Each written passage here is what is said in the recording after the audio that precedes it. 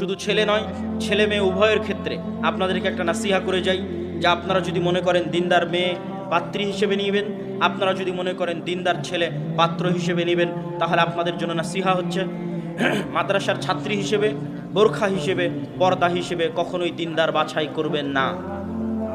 আবারও বলি, মেয়েদের দিনদারিতা দেখার জন্য কখনোই মাদ্রাসার ছাত্র, কোরআনের হাফেজ, দাওরা পাশ এবং পর্দা দেখবেন না। কি দেখবেন?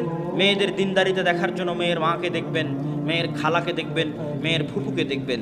মেয়ের মা, খালা, ফুফু যদি নরম আচরণ, ভদ্র ব্যবহার, শালীনতার মধ্যে থাকে, সংসার টিকে আছে, তাদের নামে কোনো দুর্নাম নাই, তাহলে মেয়ে জেনারেল লাইনেও হলেও দিনদারিতা।